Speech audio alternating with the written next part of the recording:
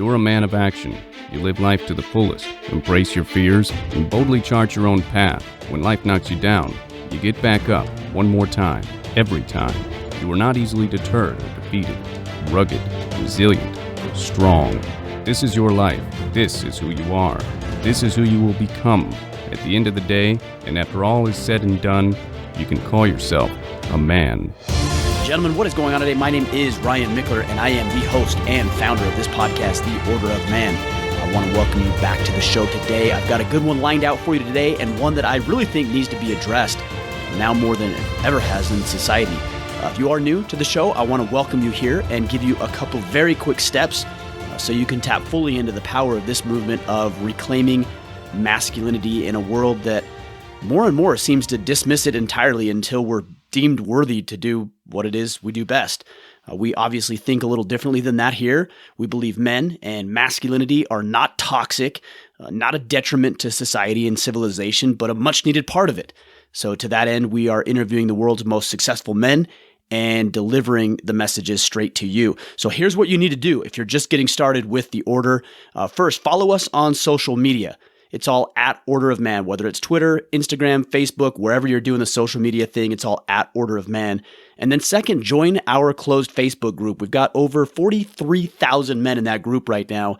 You can go to facebook.com/groups/Order of Man. And third, you may want to consider joining the Iron Council. This is our exclusive brotherhood.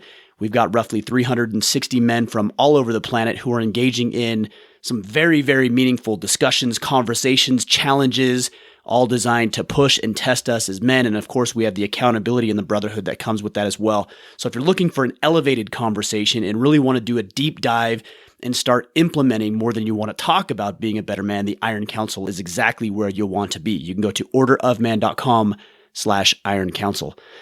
With that said, guys, let me introduce you to our show sponsor, and then we'll get to the show for today. This show is sponsored by NetSuite by Oracle. You've heard me talk about them before for growing businesses like Order of Man and like many of yours who are listening in. Every company battles challenges as they grow, mine included. It's updating processes and replacing systems that aren't working, get a handle on the cash flow, and as you scale, you're going to need software that can handle that growth. And this is where NetSuite comes in. They show you everything about your business, your revenues, expenses, customer orders, all of your e-commerce stuff, all of it in real time, keeping your company safe from fraud and giving you the freedom to focus on what you do best, which is probably growing the business, which is why you're probably in the business. What I like most about NetSuite is that it levels the playing field. It just levels the playing field by providing you the same tools and technology and all the software and data as these big guys, and it lets you compete more effectively. So right now, you can get NetSuite's guide to crushing the 5 barriers to growth when you go to netsuite.com/man. Download their free Crushing the 5 Barriers to Growth guide today at netsuite.com/man, netsuite.com/man. Guys, with that, let's get into our discussion for today. I'm sure you're all well aware of the drug abuse and suicide and violent crime rates with regards to our young men. It's all over the headlines these days, and with the latest school shooting in Florida, it's becoming impossible to ignore. In fact, we don't want to ignore it. Guys, there's a real problem here. And while the rest of the world seems to be focused on gun control and legislation, and not that I'm above having those conversations, this is all in hopes of putting a Band-Aid.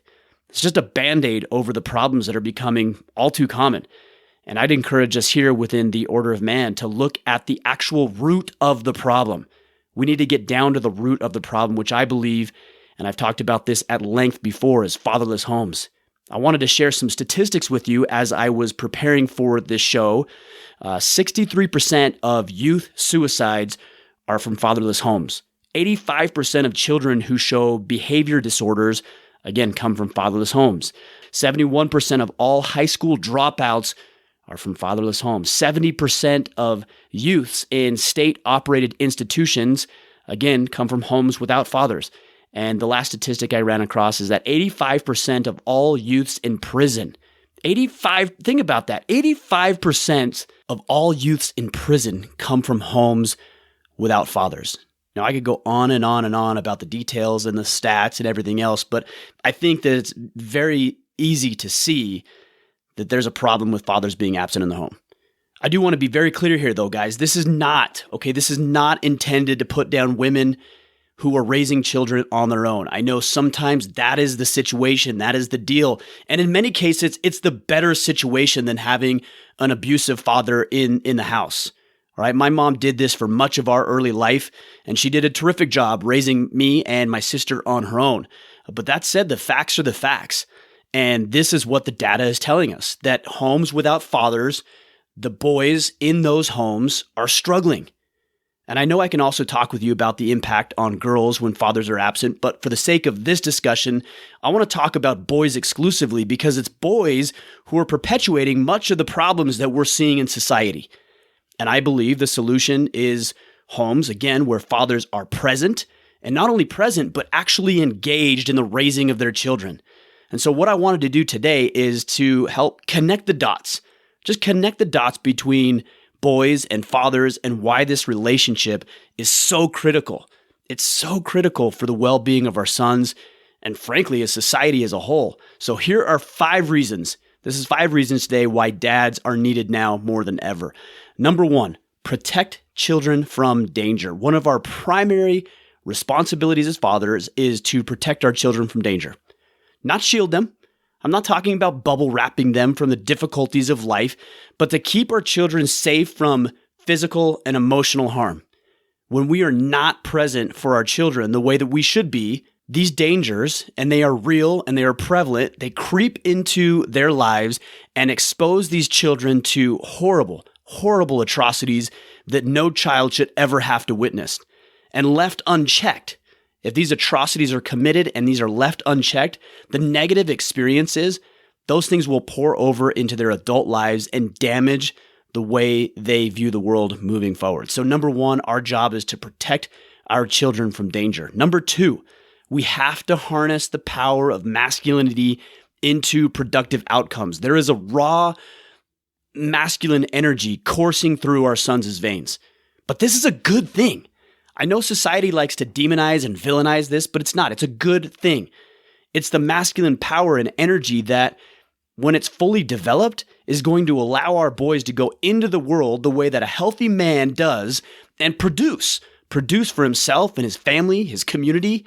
And when these energies are not harnessed and they're not focused and they're not matured, they're released in a negative and a destructive and obviously in sometimes a very violent way.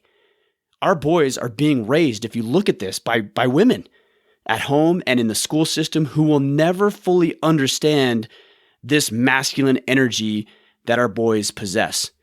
They're told to sit down, shut up, do as you're told, don't act out, when in all reality, the potential energy that these boys wield is being suppressed, and it's going to find a way to escape. And when it does, it's going to be unproductive. It's going to be wild. And again, sometimes it's going to be violent.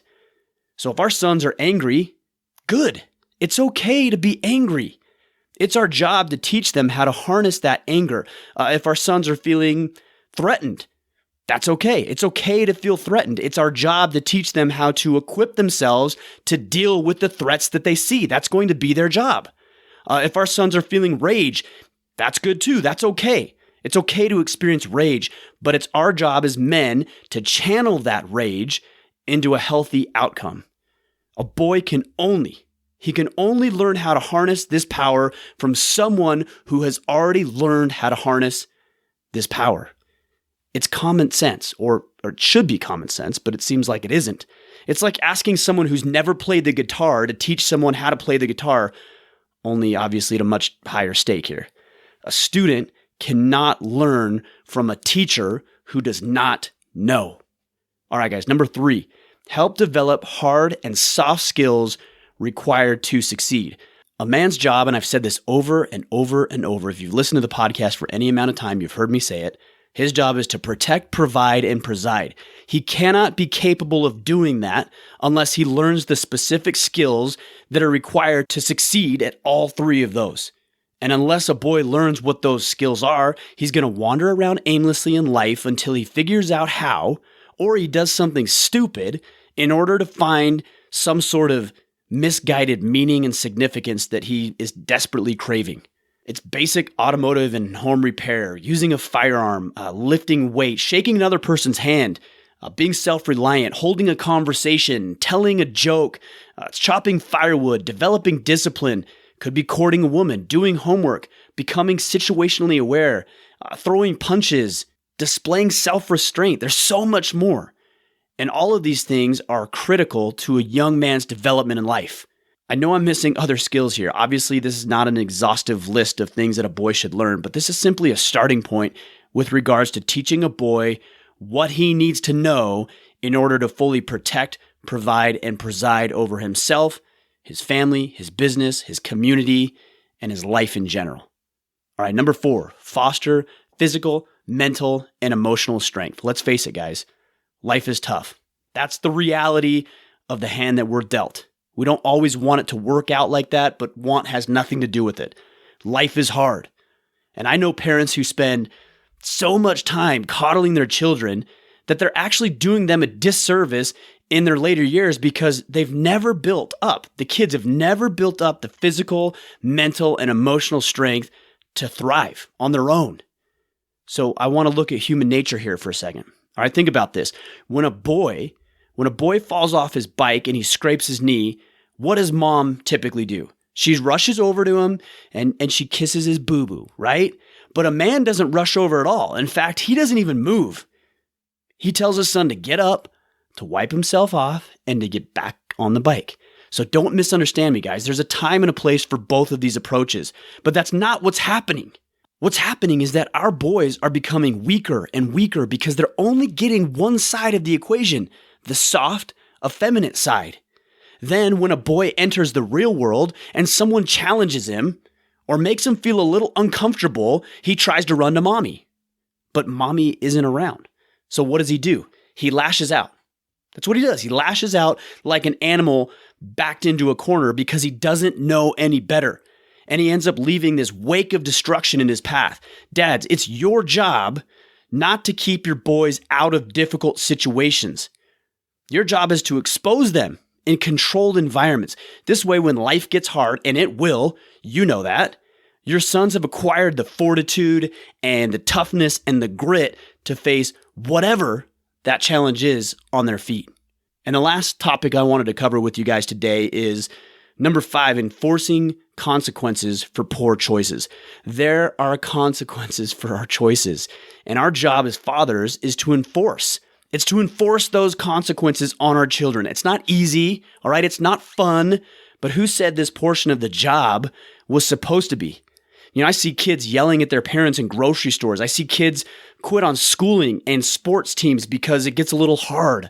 I see moms and dads to swoop in and they'll blame school districts when little Timmy makes a bad choice.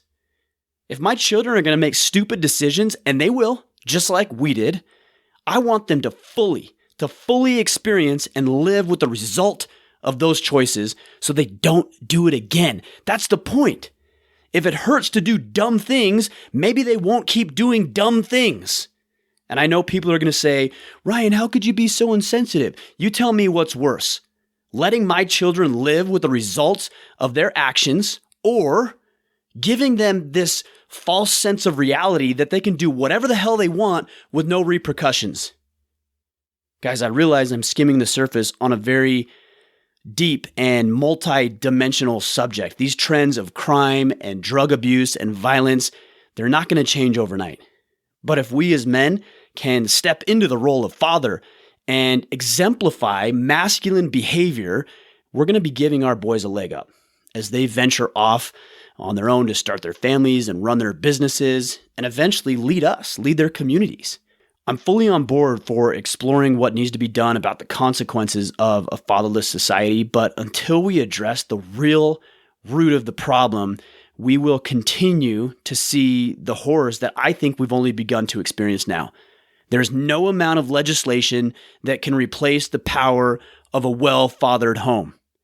Our job as fathers is to protect our children, guys. It's to harness the power of masculinity into productive outcomes, to help develop hard and soft skills that our boys are going to need to succeed. It's to foster physical, mental, and emotional strength, and then to enforce consequences of poor choices. This is how we raise healthy boys, and healthy boys is exactly what society needs. So guys, as I sign off today, remember, if you would, share this message. We need more men to hear this. We need more men to step up in the walls of their home, in their communities, in their businesses. This is how we solve the problem. So connect with us on social media, at Order of Man on Twitter, Instagram, Facebook, YouTube, wherever you are. Number 2, join our closed Facebook group I mentioned earlier. And then 3rd, consider joining our exclusive brotherhood, the Iron Council. We're talking about this subject inside the Iron Council and about 1,000 other things that you may be interested in. So we'd love to see you there, orderofman.com/Iron Council. But until next week, gentlemen, take action. Be a good father. And by the way, it doesn't require you being a biological father. There are opportunities for you to step up as a father figure in your community. And if that's an opportunity you can take advantage of, then I would encourage you to do that. So be a good father and become the man you are meant to be. Thank you for listening to the Order of Man podcast. If you're ready to take charge of your life and be more of the man you were meant to be, we invite you to join the Order at orderofman.com.